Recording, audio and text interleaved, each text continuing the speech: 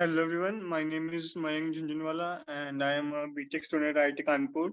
So today I am going to discuss continuity and differentiability with you. So continuity and differentiability is basically in this chapter we deal with earlier you must have read about differentiation and all in your class 9, 10th and basics so that differentiation is only continued in continuity and differentiability.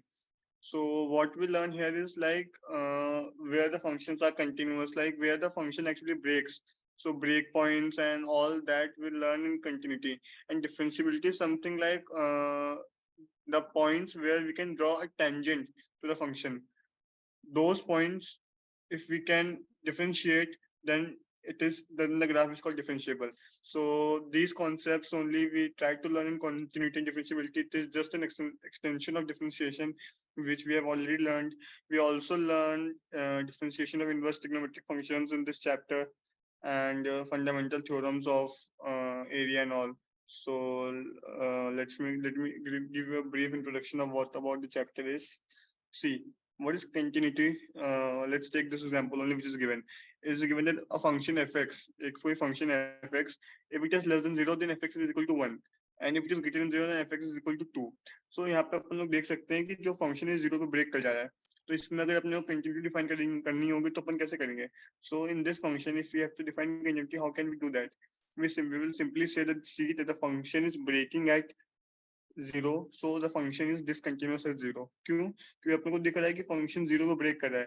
अपने को दिया हुआ है कि x equal to 0 पे भी ये 1 है, तो अपन ने यहाँ पर बनाया है अपन ने 0 पे भी 1 लिया है और फिर यहाँ पे अपन ने ओपन ब्रैकेट बना के इसको एक्सटेंड किया है. तो अपन देख सकते हैं कि ये चीज 0 पे कंटिन्यू टूट रही है क्योंकि 0 पे इसकी वैल्यू 1 है और 0 के बाद इसकी वैल्यू 2 है.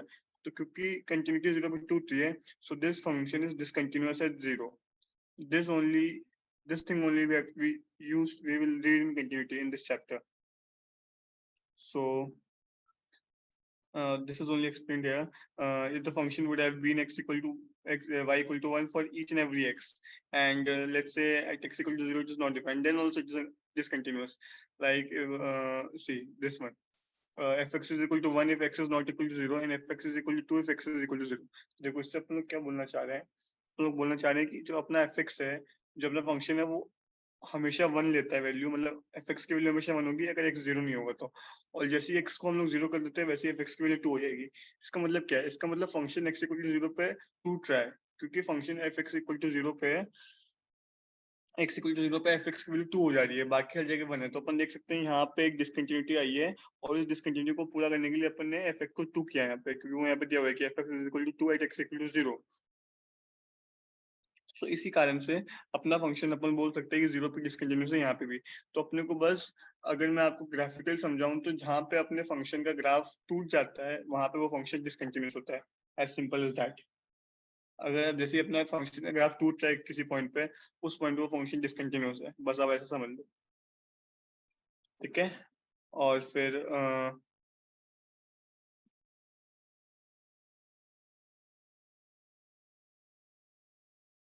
तो चलो अभी डेफिनेशन पे चलते हैं कंटिन्यूटी की.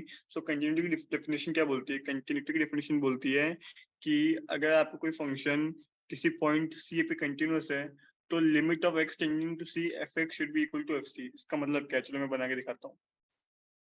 जैसे कि मान लो आपका फंक्शन कुछ इस टाइप का है, ठीक है, और ये है मेरी एक्स एक्सिस, वाई एक्सिस, ये है मेरी एक्स एक्सिस. तो मान लो I will check continuity at this point. ठीक है. तो देखो मैं क्या करूंगा, मैं बोलूंगा कि अगर यहाँ पे मान लो x इक्वल टू 0 है, ये क्या है, ये x इक्वल टू 0 है. ठीक है. तो देखो मैं x इक्वल टू 0 पे क्या करूंगा, मैं बोलूंगा कि अगर मेरा fx इक्वल टू मेरा x इक्वल टू 0 पे जो मेरा fx की वैल्यू है वही वैल्यू अगर मेरा x टेंडिंग टू 0 पे भी आ रही है fx की, तब तो मेरा फंक्शन कंटिन्यूअस है. मतलब मेरा फंक्शन कंटिन्यूअस नहीं है, मतलब जो मेरा x इक्वल टू 0 से बहुत छोटा पॉइंट होगा, मतलब 0 प्लस जो मेरा पॉइंट यहाँ पे होगा वो होगा 0.00000001. और वैसे ही अपना जो 0 के पहले पॉइंट होगा वो हो जाएगा माइनस ऑफ .00000001. तो अपन यही बोलना चाह रहे हैं कि जैसे अपन 0 से आगे जा रहे हैं और चाहे हम लोग जीरो से पीछे जा रहे हैं, तो जैसे जैसे वो दोनों पॉइंट जीरो की तरफ आ रहे हैं वैसे वैसे एफ ऑफ जीरो की तरफ आ रहा है। मतलब इसका मतलब ये है कि जो तुम्हारी एफ एक्स की वैल्यू है, मतलब यहाँ पे एक्स मेरा जीरो है, तो जो मेरी एफ जीरो की वैल्यू है वही मेरी वैल्यू एफ जीरो प्लस की भी होनी चाहिए और वही मेरी वैल्यू एफ जीरो माइनस की भी होनी चाहिए।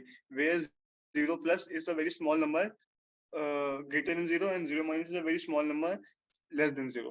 So मैं ये कहना चाह रहा हूँ कि मेरे हर x के लिए जो जीरो के पास में होंगे उनके लिए f x should tend to f of zero, क्योंकि एफ जीरो की जो वैल्यू है वो फंक्शन तभी कंटिन्यूस होगा जब उसके आसपास वालों की वैल्यू भी एफ जीरो को टेंड कर रही होगी।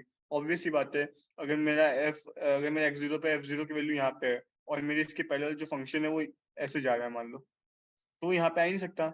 इसका मतलब ये है कि फंक्शन जीरो पे आ रहा है तो एफ एक्स भी एफ जीरो पे आना चाहिए, वही चीज इस तरफ भी है। ठीक है, तो ये अपनी कंटिन्यूटी की डेफिनेशन है। अपन को कंटिन्यूटी को अगर कभी भी डिफाइन करना तो ऐसे करेंगे कि limit of x tending to c f x should be equal to f c if a function is said to be continuous at c. ठीक है, तो वो चीज यहाँ पे बोली गई है, function is continuous at x equal to c if the function is defined at x equal to c and if the value of the function at x equal to c equals the limit of function at x equals to c। समझ में आया? जो function की x equal to c पे limit है और जो function की value x equal to c पे, अगर तो वो दोनों इक्वल हो रही है तब तो मेरा फंक्शन कंटिन्यूअस है, वरना मेरा फंक्शन कंटिन्यूअस नहीं है। तो अगर सीधी सीधी भाषा में बोले तो किसी भी पॉइंट पे अगर फंक्शन को कंटिन्यूअस होना है, उस पॉइंट पे फंक्शन की वैल्यू और उस पॉइंट पे फंक्शन की लिमिट की वैल्यू वो दोनों सेम होनी चाहिए। ठीक है, तब तो फंक्शन कंटिन्यूस होगा, otherwise our function is discontinuous. So ये बेसिकली हम लोग कंटिन्यूटी को ऐसे डिफाइन करते हैं। ठीक है, तो जैसे कि यार एग्जांपल देखिए, अपन लोग f(x = 2x + 3) अपने को कंटिन्यूटी चेक करनी है x = 1 पे, तो ऑब्वियस सी बात है इसमें x = 1 डाल दो। देखो लिमिट अपने को क्या करना है, अपने को limit of f1 is equal to f1 proof करना है। तो पहले मैं limit of x tending to 1 पे fx निकालूंगा। तो मैं क्या करूंगा, x की जगह 1 डाल दूंगा तो मेरे 5 आ रही है, तो limit of x tending to 1 5 आ रही है, और यहाँ पे मैं x की जगह 1 डालूंगा तो भी 5 ही आ रही है। ऑब्वियस सी बात है दोनों से मेरे को f1 मिल रहा है, मतलब आपको इसमें लॉजिक नहीं दिख रहा होगा, आपको दोनों तरफ लग रहा होगा कि इसमें भी 2x + 3 है, इसमें भी 2x + 3 है, दोनों में 2x + 3 में भी तो हम लोग 1 डालें तो वो सेम ही आएगा। But certain cases will come when these two functions will not be equal, limit function and that function will not be equal। वहां पे अपने को फंक्शन पे x = 1 डाल के चेक करना पड़ेगा कि दोनों इक्वल आ रहे कि नहीं आ रहे। इस केस में तो क्या है कि अपने को limit of x tending to 1 पे fx को चेक करना है, तो अपन ने fx की जगह x = 1 डाला तो ये भी 5 ये भी 5, तो अपना को समझ में आ गया कि कंटिन्यूअस है। और इससे अपने को एक और बात समझ में आती है कि जितने भी पॉलिनोमियल फंक्शंस होते हैं इस फॉर्म के, वो हमेशा कंटिन्यूअस होते हैं, ये ध्यान रखना। ठीक है, अभी देखो f(x = x² है, अपने को f(x = x² का ग्राफ पता होता है, इस टाइप का होता है वो, f(x = x² का ग्राफ इस टाइप का होता है, मतलब नीचे जाके नीचे नहीं जाता ये। ठीक है, तो देखो अपने को पता है कि ये पूरा कंटिन्यूअस है, कहीं पे डिसकंटिन्यूअस होता नहीं है, तो अपने को जीरो पे कंटिन्यू चेक करने को बोला है, तो अपन चेक कर सकते हैं, लेकिन अपने को पता है कि कंटिन्यूअस होता है। कैसे चेक करेंगे, वापस वो लिखेंगे limit of x tending to 0 f(x) is equal to limit of x tending to 0 f(x) x² डाल दिया, फिर x 0 डाल दिया, तो ये चीज 0 आ रही है, और f(x) में भी 0 डालेंगे तो भी वो भी 0 आएगा, इसका मतलब फंक्शन 0 पे कंटिन्यूअस है। ठीक है, तो बस यही चीज होती है। ऐसे ही सारे क्वेश्चन हैं। अब जैसे कि ये वाला क्वेश्चन है, इसमें अपन लोग चेक कर सकते हैं, जैसे कि यहाँ पे देखो, अभी इसमें देखो इसमें क्या बोला गया है, जो अपना फंक्शन है वो x³ + 3 है अगर x 0 नहीं है, और वही अपना फंक्शन 1 है जब x 0 है। तो यहाँ पे अपन देख सकते हैं कि अपन जब x³ + 3 में 0 डाल रहे हैं, अगर अपने को 0 पे कंटिन्यू चेक करनी है तो अपन क्या करेंगे। देखो अगर मैं इस वाले क्वेश्चन को सॉल्व करूँ तो कैसे करूंगा,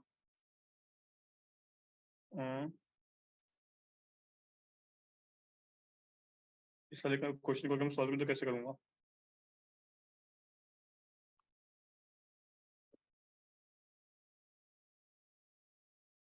देखो ये क्वेश्चन नंबर 4 है ना, तो इसमें क्या लिखूंगा मैं, पहले तो मेरे को चेक करना है कि limit of x tending to limit of x tending to 0 पे जो मेरा f ऑफ x है, this should be equal to f of 0। ये चेक करना है मुझे, अभी तो अपन यही पढ़ा है, तो अपन ये चेक करेंगे। सबसे पहले तो अपन f0 निकालेंगे, तो मेरा f0 क्या है, एफ जीरो मतलब अपन को एफ की वैल्यू जीरो पे निकालनी है, जीरो पे एफ की वैल्यू क्या है 1 है, तो एफ जीरो तो 1 दिया हुआ है, ठीक है। दूसरी चीज अपने को लिमिट निकालनी है, तो limit of x tending to zero f x is equal to limit of x tending to zero f of zero डाल देंगे, ठीक है। तो देखो एफ ऑफ एक्स डाल देंगे, मतलब वही हो गया ना। तो अपन यहाँ पे एफ एक्स लिखेंगे ना, सॉरी क्या लिखा हूँ, ठीक है। तो वही निकालना है। तो देखो अपने को ऊपर वाले क्वेश्चन में क्या था, ऊपर वाले क्वेश्चन में ऐसा था कि जैसे कि ये वाला क्वेश्चन अपन कर रहे थे, इसमें क्या था, इसमें x इक्वल टू 1 पे अपने को कंडीशन चेक करनी थी, तो एफ एक्स की वैल्यू और limit of x tending to 1 पे एफ एक्स की वैल्यू सेम थी, लेकिन यहाँ पे वो चीज अलग है। देखो यहाँ पे x इक्वल टू 0 पे तो एफ एक्स की वैल्यू 1 है, और x टेंडिंग टू 0 पे एफ एक्स की वैल्यू 1 नहीं है, x टेंडिंग टू 0 पे एफ एक्स की वैल्यू क्या है, एक्स क्यूब प्लस 3, क्या है, एक्स क्यूब प्लस 3, ठीक है।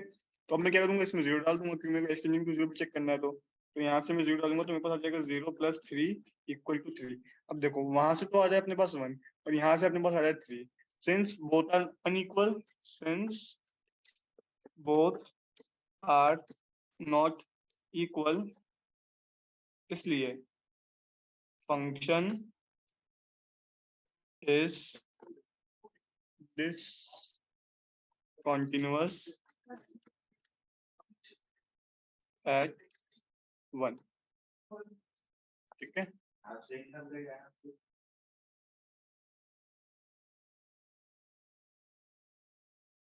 बेसिकली क्वेश्चन सिंपल है, क्वेश्चन में कुछ नहीं करना है, आपको सिर्फ वैल्यू डाल चेक करना है।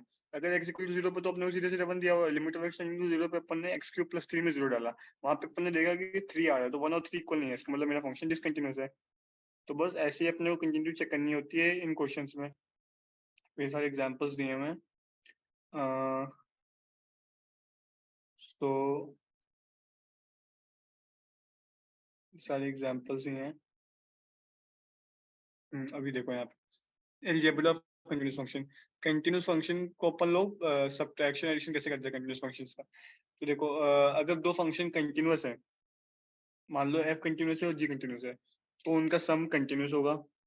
मान लो तुम्हारा कोई फंक्शन है f(x), वो c पे कंटीन्यूअस है, तुम्हारा कोई फंक्शन है g(x), वो भी c पे कंटीन्यूअस है, तो f(x) प्लस g(x) भी c पे कंटीन्यूअस होगा, f(x) माइनस g(x) भी c पे कंटीन्यूअस होगा, f(x) मल्टीप्लाइड बाय g(x) भी c पे कंटीन्यूअस होगा, and moreover f(x) divide by g(x) भी c पे कंटीन्यूअस होगा, provided that g of c is not equal to 0। क्योंकि अगर g ऑफ c 0 हो जाएगा तो f अपॉन 0 तो इनफाइनाइट चला जाएगा। इनफाइनाइट तो मतलब फिर आप इनफाइनाइट कंटिन्यूटी तो आप चेक ही नहीं कर सकते, ऑब्वियस सी बात है। तो ऑब्वियस सी बात है कि अगर आपका एफ अपॉन जी कंटिन्यूअस है, वो एक ही केस में हो सकता है अगर आपका g of c not equal to 0 है, बाकी सारे हमेशा कंटिन्यूअस होंगे अगर एफ और जी कंटिन्यूअस है। तो अब इसको चेक कैसे करें, अपन डाल देंगे limit of x c f plus g of x, तो अपन f x plus g x डाल देंगे। फिर अपने को पता है, हाँ ये आएगा कि जो लिमिट होती है वो डिस्ट्रीब्यूटिव प्रॉपर्टी पर फॉलो करती है, मतलब लिमिट एडिशन पे और सब्ट्रैक्शन में टूट जाती है। तो limit of x into c f x plus limit of x into c g x, अपने को पता है limit of x into c f x f of c के बराबर है, क्योंकि ये मैंने कंडीशन लेके चल रहा हूँ मैं, क्योंकि कि मेरा जो एफ एक्स है वो सी पे कंटिन्यूअस है। अगर मेरा एफ एक्स सी पे कंटिन्यूअस है तो ऑब्वियस सी बात है, by definition of limit limit of x tending to c fx is equal to f of c and limit of x tending to c gx is equal to g of c। ये तो limit की definition से ही आ रहा है ना अपने पास। Limit की definition क्या होती है, किसी भी पॉइंट पे मान लो c पे limit of x tending to c fx should be equal to f of c, ये लिमिट की डेफिनेशन होती है। मैंने लिमिट की डेफिनेशन यहाँ पे लगाई, तो फिर मैंने यहाँ पे दोनों कंबाइन करके f प्लस जी सी लिख दिया। ये तो अपने को चाहिए था कि limit of x tending to c f plus g of x is equal to f plus g of c, ये अपने को चाहिए था, ये अपन ने प्रूफ कर दिया। Hence our f plus g is also continuous at c if f and g are given to be continuous at c, ठीक है। तो फेयरली सिंपल था इसको प्रूफ करना। सिमिलरली हम लोग f माइनस जी एफ डॉट जी भी प्रूफ कर लेंगे, ठीक है। अभी इसमें एग्जांपल्स है। थ्योरम 2 क्या होती है, suppose f and g are real valued functions such that f of g is defined as c, if g is continuous at c and f is continuous at g of c then f of g is continuous at c। इसका मतलब क्या हुआ देखो, इसका मतलब ये हुआ कि मान लो, इससे मैं तुमको लिख के, अगर मैं लिख के आपको समझाऊं, let me explain you in this way, if it is written sine of cos x. Let's assume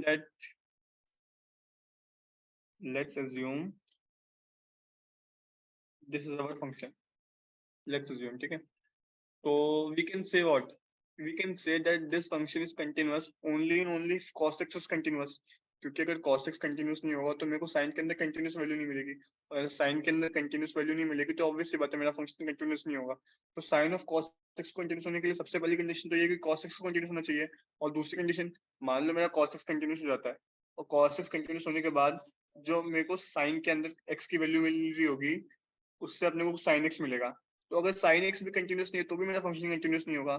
तो इसका मतलब क्या हुआ? इसका मतलब ये हुआ कि मेरा कोई भी कंपोजिट फंक्शन, इस टाइप के फंक्शंस को कंपोजिट फंक्शंस बोलते हैं. This is a composite function. ठीक है, तो इन टाइप के फंक्शंस को हम लोग कंपोजिट फंक्शन बोलते हैं.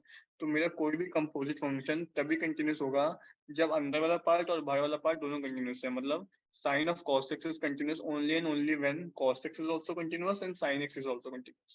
ठीक है, तो वही चीज यहाँ पे लिखी हुई है कि suppose f and g are real valued functions such that f of g is defined at c, then if g is continuous at c and f is continuous at g of c, then only f of g is continuous at c. मतलब cos x भी continuous होना चाहिए, sin of cos x भी continuous होना चाहिए x equal to c पे, तभी ये चीज मेरी कंटिन्यूस होगी. समझ में आया? जैसे कि इसमें एग्जांपल दिया हुआ है sin of x स्क्वायर का. अपने को चेक करना है कि ये कंटिन्यूस है कि नहीं है. तो अपन ने अभी x स्क्वायर का डायग्राम बना के देखा था कि वो हर जगह कंटिन्यूस होता है, और अपने को पता है कि sin x भी कंटिन्यूस फंक्शन होता है. sin x का ग्राफ कैसे होता है? sin x का ग्राफ ऐसे होता है ना,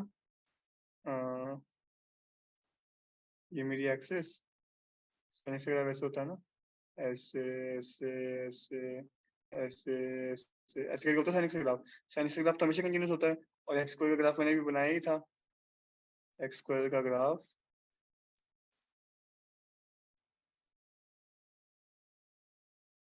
इस टाइप का होता है.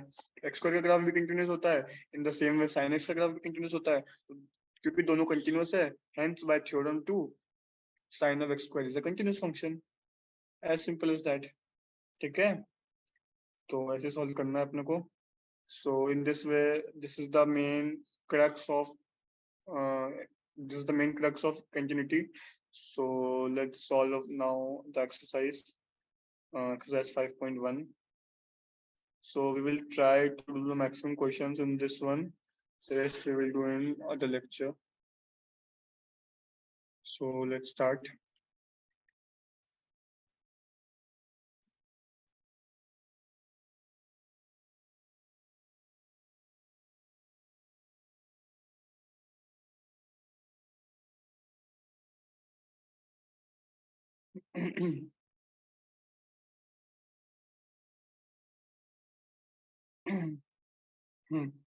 So let's start with the first question.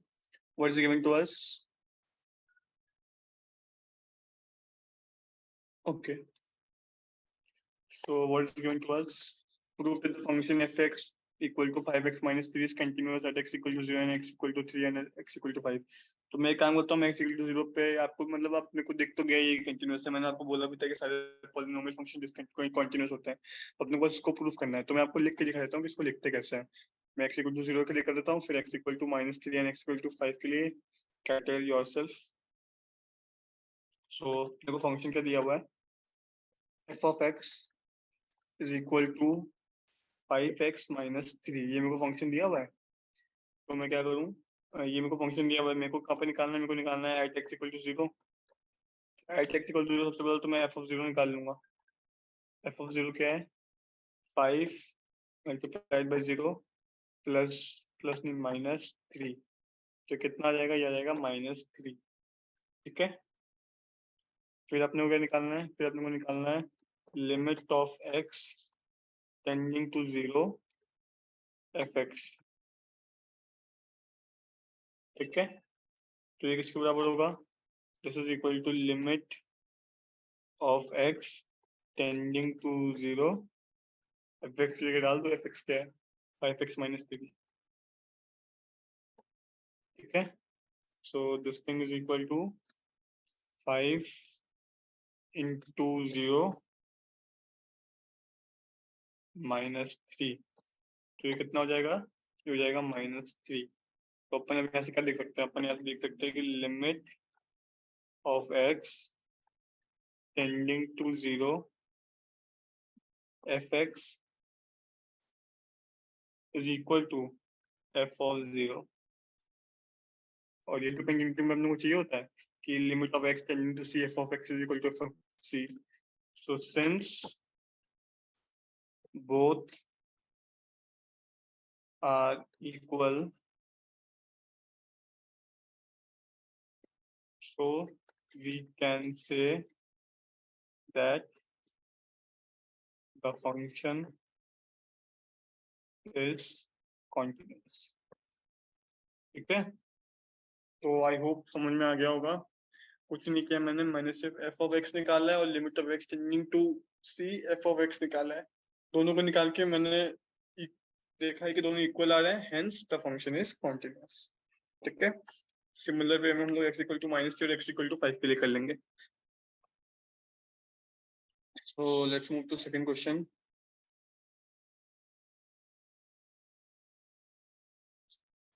Question number 2। Question number 2 में क्या बोला गया है? क्वेश्चन नंबर 2 में बोला गया है examine the continuity of function fx equal to fx examine the continuity of function fx equal to 2x cube 2x square minus 1। Okay, तो इसमें अपने को वापस वही काम करना है, फिर भी कर लेते हैं इसको। fx equal to 2x square minus 1, ये मेरे को fx दिया हुआ है। ठीक है, वापस वही करना है, वही सेम चीज लिखूंगा मैं। at x equal to 3 f of 3 is equal to 2 multiplied by 3 multiplied by 3 minus 1। It will come how much? It will come 17। ठीक है, स्क्वायर में क्या निकालूंगा? फिर मैं निकाल लूंगा limit of x tending to 0 tending to 3 ना, 3 पे चेक करना है ना मुझे। Tending to 3 f of x is equal to limit of x tending to 3 f of x की वैल्यू डाल दो। f(x) की value 2x square minus 1, 2x square minus 1। सो ये कितना आ जाएगा? ये आ जाएगा 2 इंटू 3 इंटू 3 माइनस 1। तो यहाँ से ये आ रहा है 17। ठीक है, दोनों से 17 आ गया है, मैंने प्रूफ कर दिया। तो मैं यहाँ पर लिख देता हूँ since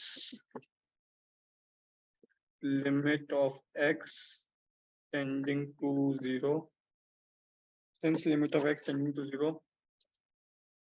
f of x is equal to f of 3 आएगा, sorry, we can say that the function is continuous at x equal to 3। उसी पॉइंट पे होगा। ठीक है, तो ये भी सिंपल क्वेश्चन था।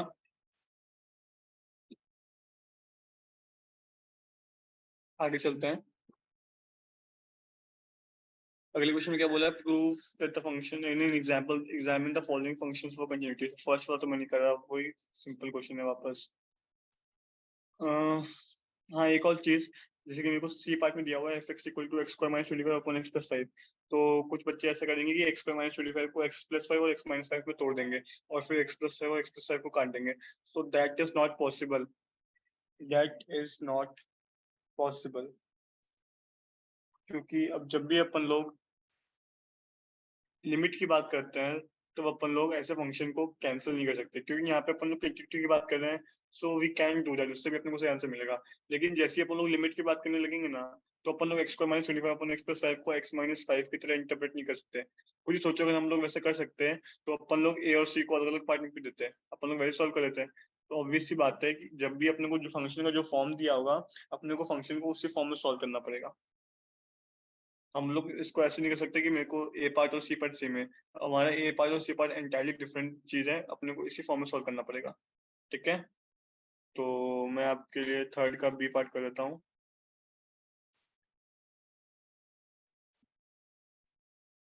थर्ड का बी एंड डी करते हैं, चलो।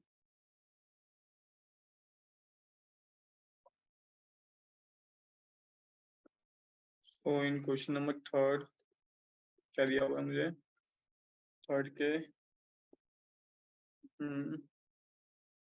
चलो मैं पहले डी पार्ट करता हूँ, क्योंकि डी पार्ट थोड़ा उसमें मोर इन्वॉल्व है, तो वो अच्छा मजा आएगा करने में। F x equal to mod of x minus 5 ये दिया हुआ है ना मुझे।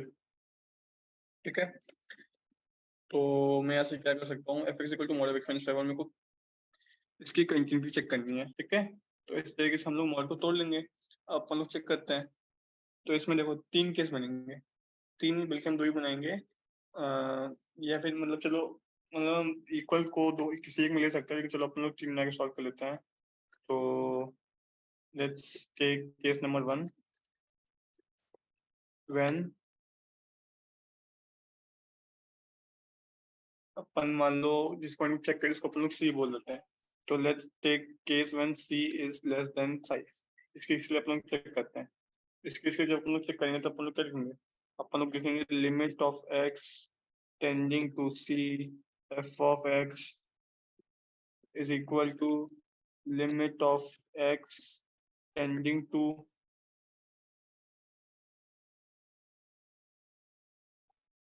limit of x tending to c f of x की जगह अपन लोग क्या डाल देंगे 5 माइनस एक्स, क्योंकि x लेस देन c में x लेस देन 5 में मेरा जो फंक्शन है वो 5 माइनस एक्स है।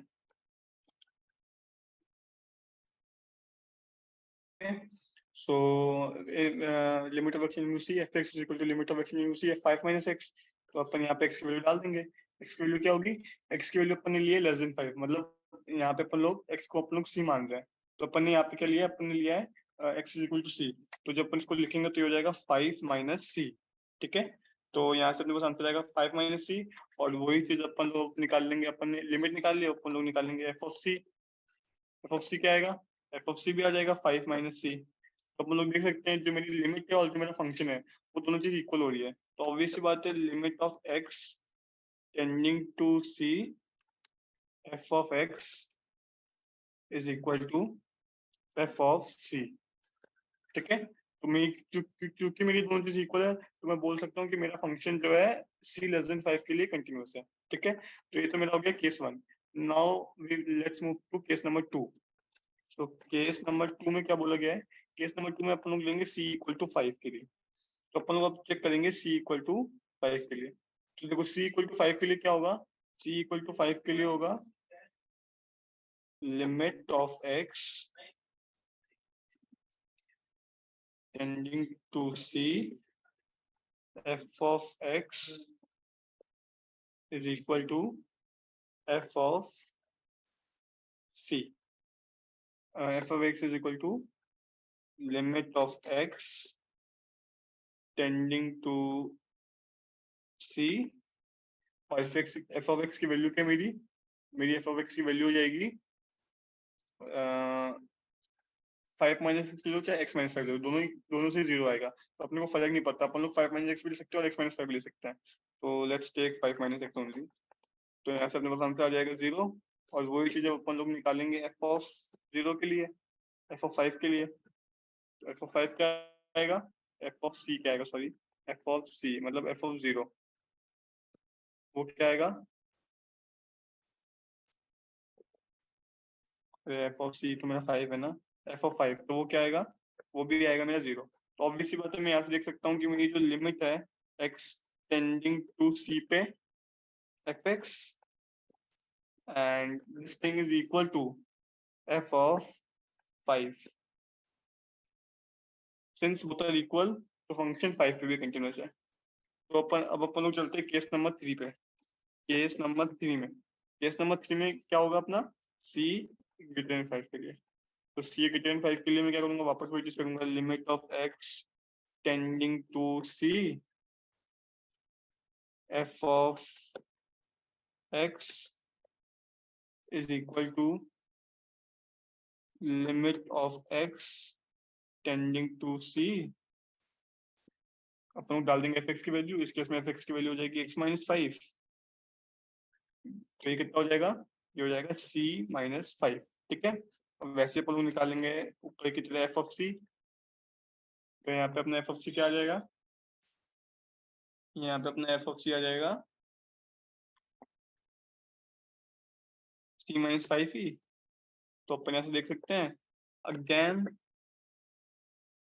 Since limit of x tending to c f of x is equal to f of c, so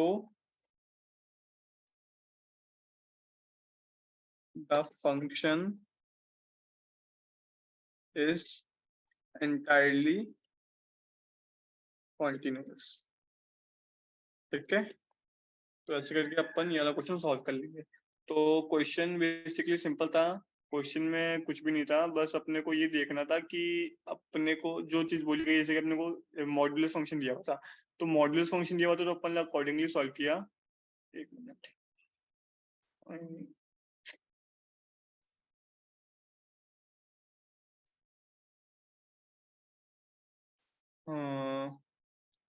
ठीक है, तो अपन ने अकॉर्डिंगली सॉल्व किया। इसको मैं बता देता हूँ।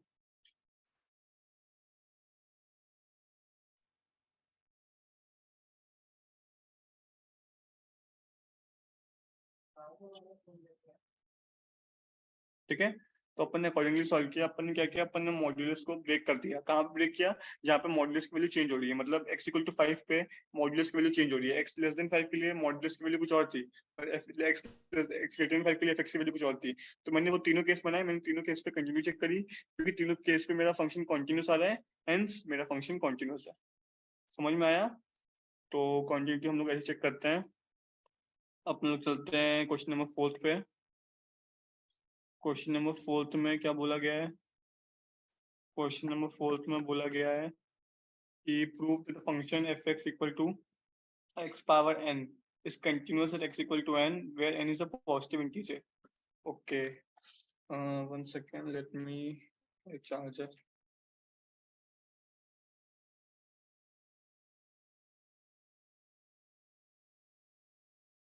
So let's continue। What I was saying is that let's do question number 4। तो question number 4 में मेरे को fx दिया हुआ है, fx is given to us as x power n, x power n।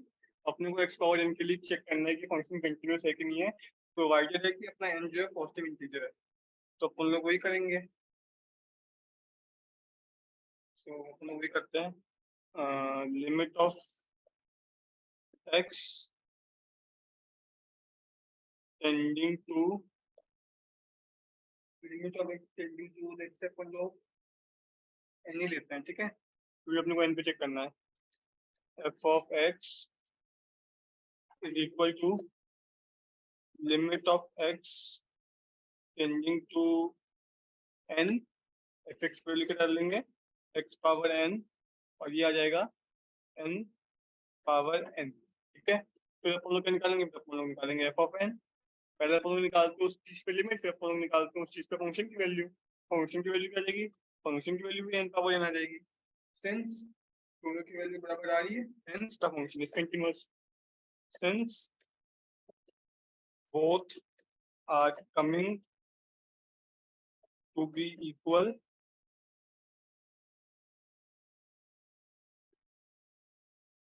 so function is continuous। ठीक है, तो अपन लोग ऐसे करके क्वेश्चन नंबर 4 भी सॉल्व कर लेंगे। फिर क्वेश्चन नंबर 5 पे आते हैं। क्वेश्चन नंबर 5 में क्या बोला है, क्वेश्चन नंबर 5 में मुझे बोला गया है check the continuity of this function. मेरे को fx दिया हुआ है x और 5, x लेस देन 1 के लिए x है और x लेस देन 1 के लिए 5 है। तो मेरे को x equal to 0, x equal to 1 और x इक्वल टू 2 पे कंटिन्यू चेक करनी है। तो देखो अपन इसमें बोल सकते हैं, जैसे इसमें अपन लोग डायरेक्टली देख सकते हैं वैसे तो x इक्वल टू 1 पे मेरा फंक्शन टूट रहा है, ऑब्वियस सी बात है मेरा फंक्शन x इक्वल टू 1 पे डिसकंटिन्यूस होगा और x equal to 0 x equal to 2 पे कंटिन्यूस होगा।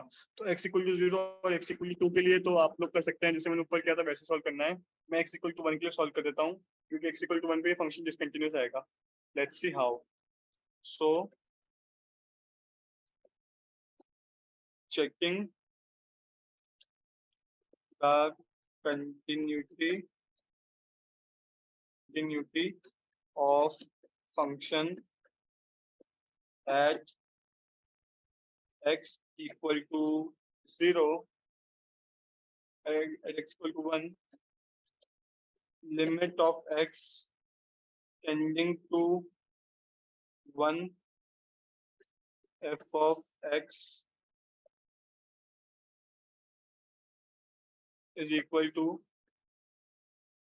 limit of x tending to 1 f of 1 is equal f of 1 sorry f of x की वैल्यू क्या हो जाएगी x इक्वल टू 1 पे x इक्वल टू 1 पे f of x की value x ही है, ठीक है, क्योंकि इक्वल टू का साइन जो है यहाँ पे बना हुआ है, यहाँ पे नहीं बना हुआ, ठीक है। तो अपन लोग ऐसे देखते हैं कि x इक्वल टू 1 पे कौन से लेंगे अपन, ये वाला लेंगे, क्यों, क्योंकि यहाँ पे इक्वल टू का साइन है।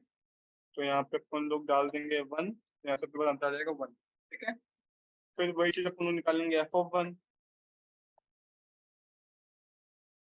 सॉरी x टेंडिंग टू 1 पे ना, x टेंडिंग टू 1 पे तो क्या होगा, अच्छा यहाँ पे x टेंडिंग टू 1 पे दो केस बनेंगे, ठीक है ठीक है। तो x टेंडिंग टू 1 अभी मेरे कंप्लीट नहीं हुआ, जो मैंने निकाला है x टेंडिंग टू 1 पे, देखो ये मैं नंबर लाइन से आपको समझाता हूँ, इसमें बहुत, इस क्वेश्चन में बहुत अच्छा कॉन्सेप्ट यूज हुआ है।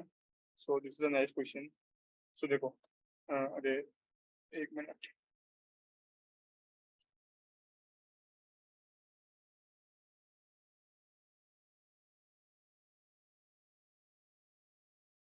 सी मान लो ये मेरी नंबर लाइन है,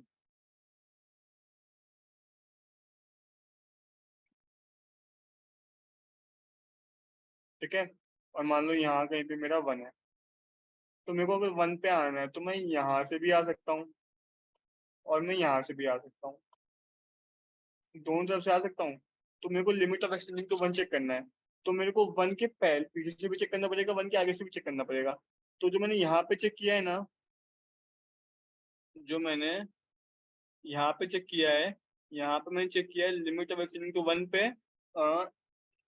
एक्स के पीछे से, मतलब 1 के पीछे से। तो ये एक्सटेंडिंग टू 1 मतलब ये है एक्सटेंडिंग टू 1 माइनस, और यही चीज मेरे को चेक करनी पड़ेगी limit of x tending to 1 plus पे भी, limit of x tending to 1 plus भी मुझे चेक करना पड़ेगा, टेंडिंग टू 1 प्लस, इस पे कितना आएगा एक्स की वैल्यू, इस पे एफ एक्स की वैल्यू है 5, तो यहाँ से मेरे पास आंसर आ जाएगा 5, ठीक है। ये 1 प्लस है, मतलब मैं इसको ऐसे मान ऐसे है, अगर आपको समझने में दिक्कत हो रही हो तो, और ये 1 माइनस है, मतलब मैं यहाँ पे चेक कर रहा हूँ 1 के पहले और यहाँ पे मैं चेक कर रहा हूँ 1 के बाद। तो मेरी को सबसे पहले लिमिट ऑफ एक्सटेंडिंग टू 1 ही कंटिन्यूस नहीं है, एक जगह से 1 पे जा रहा है, एक जगह से 5 पे जा रहा है, तो अपन ये देख सकते हैं ये फंक्शन डिसकंटिन्यूस है। फिर भी मैं एफ ऑफ 1 निकाल देता हूँ, एफ ऑफ 1 कितना होगा, एफ ऑफ 1 यहाँ से मैं लिख सकता हूँ f of 1 is equal to 1, क्योंकि एफ ऑफ 1 को मैं यहाँ से निकालूंगा, मतलब f of 1 is equal to f of 1 की जगह एफ ऑफ एक्स डालूंगा, एक्स की जगह डालूंगा, तो एफ ऑफ 1 1 आ रहा है। तो ऑब्वियस सी बात है, since limit of x tending to 1 f of x is not equal to f of 1, हर केस में इक्वल होना चाहिए, ठीक है। So function is discontinuous at 1, ठीक है। तो अपन लोग ऐसे करके इसको सॉल्व कर लेंगे। तो आई होप समझ में आ रहा होगा। देखो चैप्टर इजी है, बस आपने को दिमाग लगा के सॉल्व करना है।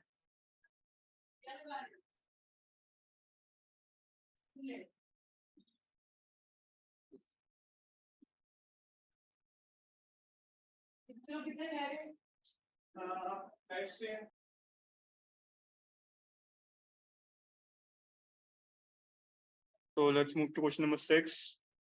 तो क्वेश्चन नंबर 6 में क्या बोला आपने को? क्वेश्चन नंबर 6 में मुझे वापस दो फंक्शन दिए, एक फंक्शन दिया हुआ है, इसके लिए मुझे कंटिन्यूटी चेक करनी है। तो चलो let's solve question number 6। Question number 6 solve करते हैं आप। मेरे को इसमें वापस कंटिन्यू चेक करनी है, तो ऑब्वियसली बात है मेरे को दिख रहा है कि मेरा जो सबसे पहले तो मेरे को ढूंढना पड़ेगा कि मेरे को किस पॉइंट पे कंटिन्यू चेक करनी चाहिए। तो ऑब्वियसली बात है, अगर मैंने वाला पॉइंट ढूंढ लिया इसमें कंटिन्यू चेक करनी है, तो मेरा क्वेश्चन आधा तो वैसे ही सॉल्व हो गया। तो इसमें हम अपन देख सकते हैं कि जो अपना फंक्शन है वो एक्स इक्वल टू 2 पे टूट रहा है। तो इसका मतलब अपने को इस क्वेश्चन में जो क्वांटिटी चेक करनी है वो अपने को एक्स इक्वल टू 2 पे चेक करनी है, सिंपल। तो एक्स इक्वल टू 2 पे इसकी क्वांटिटी चेक करते हैं। तो सबसे पहले अपन लोग लिखते हैं, क्योंकि एक्स इक्वल टू पे अपने को चेक करनी है, लेकिन यहाँ पे अपने को पिछले वाले क्वेश्चन की तरह अपन देख सकते हैं कि एक्स लेस देन 2 पे कुछ और मामला है और एक्स ग्रेटर देन 2 पे कुछ और है। तो अपने को इसमें फिर से 3 केस बनाने पड़ेंगे, एक्स लेस देन 2 के लिए, एक्स इक्वल 2 के लिए और एक्स ग्रेटर देन 2 के लिए। ठीक है, so for x less than 2 के लिए पहले से सॉल्व करते हैं। एफ ऑफ 2 कितना आएगा? एफ ऑफ 2 तो अपन लोग वहीं से निकालेंगे जहाँ पे अपने को इक्वल टू का साइन दिया होगा, मतलब यहाँ से ये आएगा 2x plus 3 equal to 2.2 plus 3 equal to 7। ये आ जाएगा मेरा एफ ऑफ 2। और limit of x tending to 2 minus, कितना हो जाएगा? 2 minus f of x is equal to limit of x tending to 2 minus f of x की जगह अपन लोग डाल देंगे 2x प्लस 3। तो ये आ जाएगा वापस 2 इंटू 2 प्लस 3 मतलब 7। तो दोनों इक्वल है, इसका मतलब एक्स लेस देन 2 के लिए तो फंक्शन कंटिन्यूअस है। तो function is continuous for x equal to x less than 2। ठीक है, तो ये तो अपन जैसे अपने पहले किया था वैसे ही कर लेंगे, मतलब अपन ऐसे कर लेंगे कि ये तो अपने को दिख रहा है कि एक्स लेस देन 2 पे और एक्स ग्रेटर देन 2 पे फंक्शन हमेशा कंटिन्यूस होगा। जो फंक्शन टूटेगा वो हमेशा एक्स इक्वल टू 2 पे टूटेगा। वैसे तो अपन लोग प्रूफ करके दिखा रहे हैं, लेकिन अपन लोग डायरेक्टली भी देख सकते हैं कि एक्स लेस देन 2 पे और एक्स ग्रेटर देन 2 पे तो फंक्शन कंटिन्यूस है ही। अपने को सिर्फ एक्स इक्वल टू 2 पे चेक करना है मेनली, लेकिन फिर भी अपने को सॉल्व करके दिखाना पड़ेगा। फिर अपन लोग सिमिलर वे में एक्स ग्रेटर देन 2 के लिए कर लेंगे। फॉर मैं इसी को कॉपी पेस्ट कर देता हूँ, इसी को कॉपी पेस्ट कर देता हूँ, कंट्रोल सी कंट्रोल वी। बस मैं यहाँ पे लिखूंगा for x greater than 2 f of 2, f of 2 तो वही रहेगा, बस यहाँ पे 2 माइनस 3 हो जाएगा 2 प्लस, और यहाँ पे हो जाएगा 2 प्लस।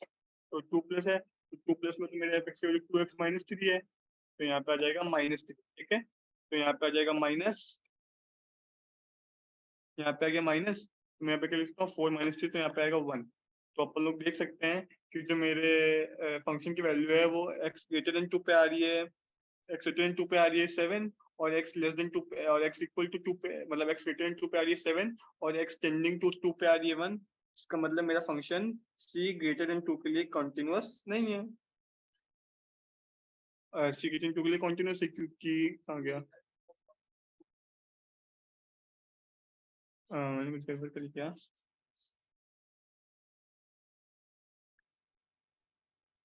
हम्म,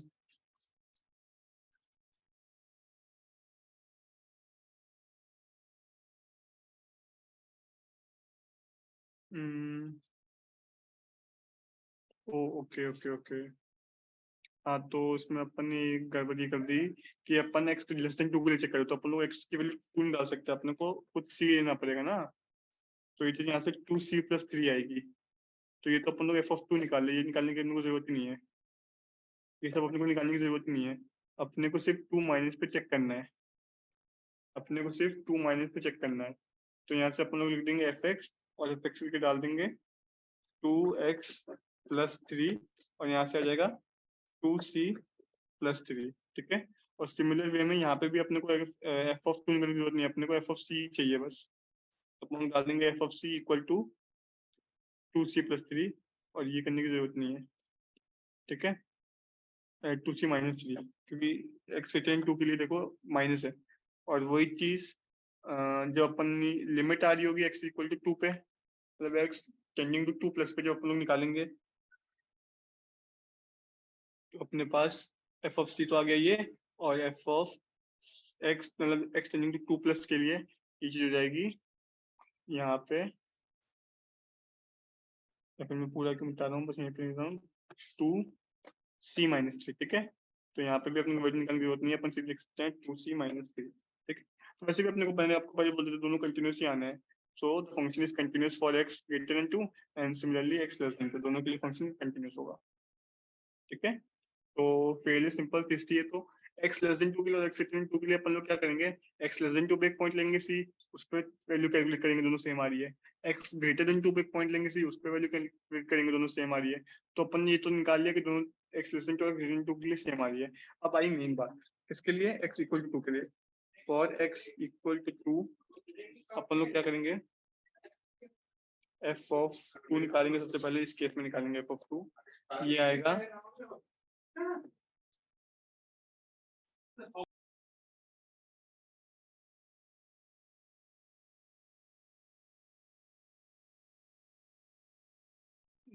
अपना एफ ऑफ 2 आएगा 2 टाइम्स क्या दिया अपने को 2x+3, 2 टाइम्स 2+3, तो यहाँ से आ जाएगा 7। In the similar way we will calculate limit of x tending to 2 f of x, और ये कितना आ जाएगा, ये आ जाएगा limit of x tending to 2, limit of x tending to 2, और ये वापस वही चीज जैसे अपन ने ऊपर गई थी, अपने को लेस देन 2 के लिए अलग करना पड़ेगा, -2 के लिए अलग करना पड़ेगा। तो यहाँ पर आ जाएगा 2 माइनस, 2 माइनस के लिए क्या हो जाएगा, 2 माइनस के लिए हो जाएगा 2x+3, 2x+3, तो ये कितना आ जाएगा 2 इंटू 2+3 मतलब 7, ठीक है। और वही चीज अपन लोग निकालेंगे, limit of x tending to 2 plus इस बार यहाँ पे कर देता हूँ,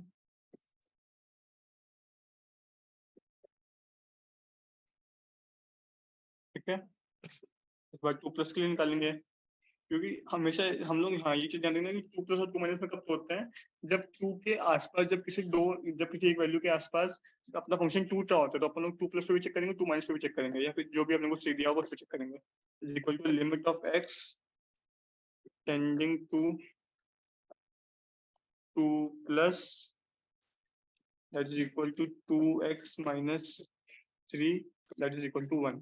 तो अपन यहाँ पर देख सकते हैं, सिंस वापस वही चीज लिखेंगे, limit of x tending to 2 f of x is not equal to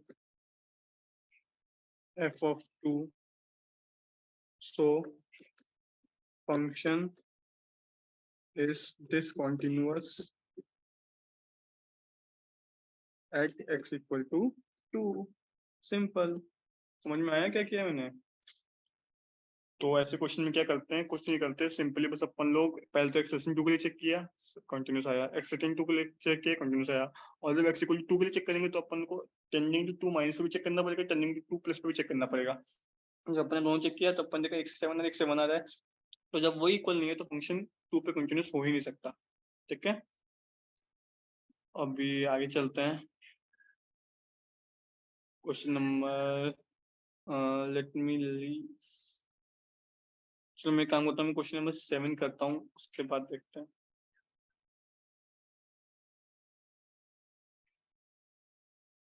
So let's do question number 7.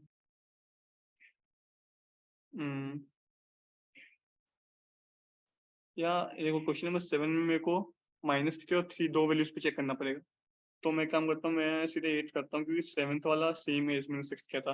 7th वाले में क्या करेंगे, मैं आपको बता देता हूँ, हम लोग -3 पे चेक करेंगे और +3 पे चेक करेंगे, क्योंकि अपने को देख रहा है कि यहाँ पे मेरा फंक्शन -3 पे टूट रहा है, यहाँ पे +3 पे टूटा है। ऑब्वियस सी बात है, मेरा फंक्शन x greater than 3 के लिए हमेशा कंटिन्यूस हो जाएगा, क्योंकि 6x + 2 is always continuous.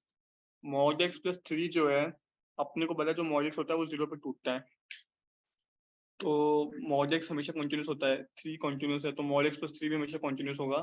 For x less than equal, तो x लेस देन -3 के लिए फंक्शन हमेशा कंटिन्यूस आएगा, और x ग्रेटर देन 3 के लिए भी फंक्शन हमेशा कंटिन्यूस आएगा।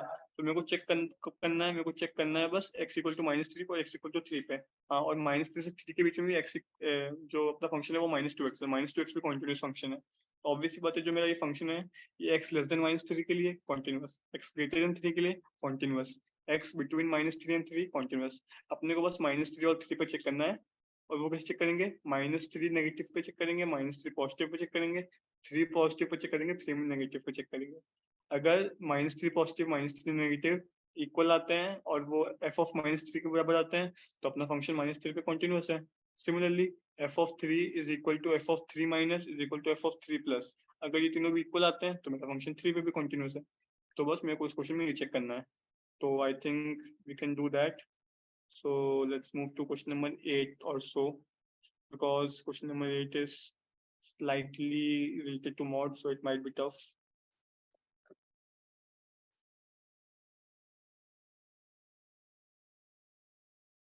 तो देखो क्वेश्चन नंबर 8 में क्या बोला है, क्वेश्चन नंबर 8 में मेरे को बोला है f(x) is equal to mod x by x और 0, फंक्शन कंटिन्यू चेक करनी है, तो वापस सस्पिशियस पॉइंट ढूंढेंगे। सस्पिशियस पॉइंट क्या है, 0 है, क्योंकि मेरा फंक्शन 0 पे टूट रहा है।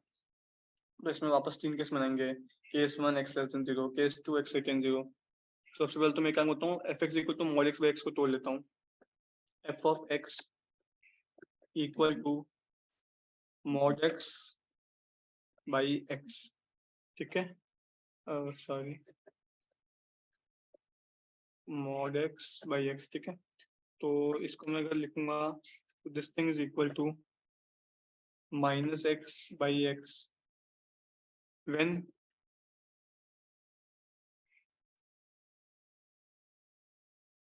this thing is equal to -x by x, that is equal to -1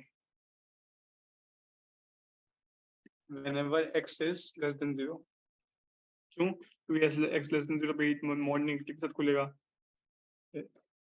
mod negative के साथ खुलेगा, तो x हमेशा लेस देन 0 केस में ये चीज -1 के बराबर होगी, और यही चीज इक्वल टू होगी x by x जब भी x greater than 0 होगा, मतलब इक्वल टू 1, क्योंकि तब mod पॉजिटिव के साथ खुलेगा। ऑब्वियस सी बात है, mod की प्रॉपर्टीज तो पता है ना, जहाँ पे पॉजिटिव होते हैं वहाँ पे वैसे खुल जाते हैं, जहाँ पे नेगेटिव होते हैं वहाँ पे नेगेटिव साइन के साथ खुलता है। लेकिन अपने को दिया हुआ है कि f(x) mod x by x के बराबर है जब x 0 के इक्वल नहीं है, तो ये मैंने ऐसे करके मैंने f(x) को तोड़ लिया। और एक और चीज, equal to 0 when x is equal to 0, ठीक है। तो अपने को मिल गया, अब अपन 3 केस बनाएंगे, सॉल्व करेंगे। केस 1 क्या होगा, वही कि मेरा x is less than 0, x less than 0 पे चेक करेंगे, तो मैं सबसे पहले चेक करूंगा मेरा x लेस देन 0, मान लो x की जगह मैं वही हर बार की तरह c ले लेता हूँ। तो यहाँ पे मैं सबसे पहले देखूंगा f ऑफ c कितना है, f ऑफ c कितना आएगा, f ऑफ c आ रहा है मेरा -1, मेरे को पता है कि लेस देन 0 पे मेरी वैल्यू -1 है, ठीक है। फिर मैं देखूंगा limit of x tending to fx, limit of x tending to c, f of x is equal to limit of x tending to c, fx की जगह में डाल दूंगा -1 इज इक्वल टू -1, तो ये दोनों बराबर आ रहा है। ऑब्वियस बात है, मुझे पता भी था कि लेस देन 0 प्लस और ग्रेटर देन 0 तो कंटिन्यूसली आएंगे हमेशा की तरह। सो function is continuous for x less than 0, ठीक है। सिमिलर वे में हम लोग करते हैं केस 2 के लिए। केस 2 में अपन क्या लेंगे, केस 2 में अपन लेंगे c ग्रेटर देन 0 के लिए, तो c ग्रेटर देन 0 के लिए क्या होगा, f ऑफ c होगा, क्या होगा f ऑफ c, मैंने दिखा रहा है 1 है, ठीक है। फिर मैं निकालूंगा इसी चीज को वापस लिख दूंगा।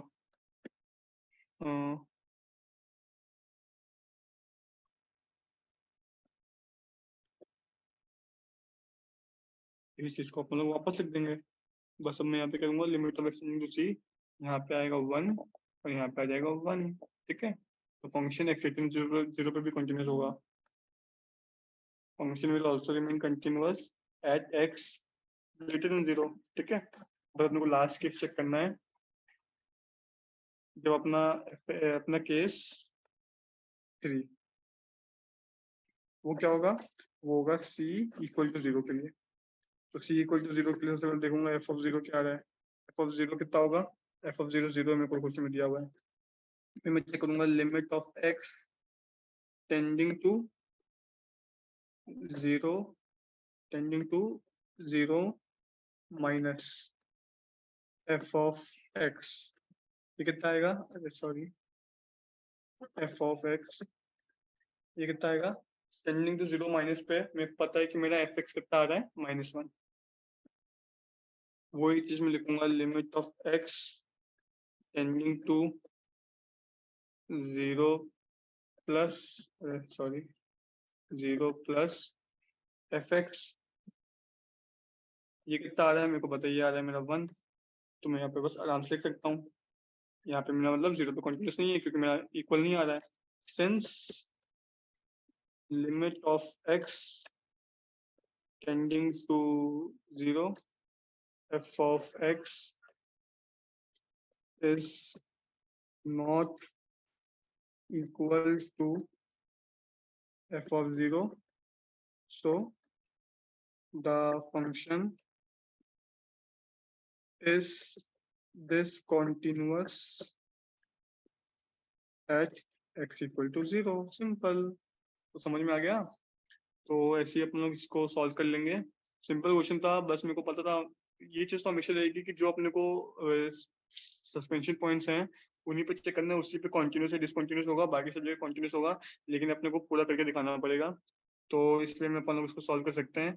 क्वेश्चन सारे एक जैसे ही हैं, अपन ने अगर 4-5 क्वेश्चन सॉल्व कर लिए, अपनी प्रैक्टिस हो गई, तो अपन लोग आराम से सारे क्वेश्चन सॉल्व कर सकते हैं। तो आई थिंक क्वेश्चन नंबर 9 भी ऐसे हो जाएगा।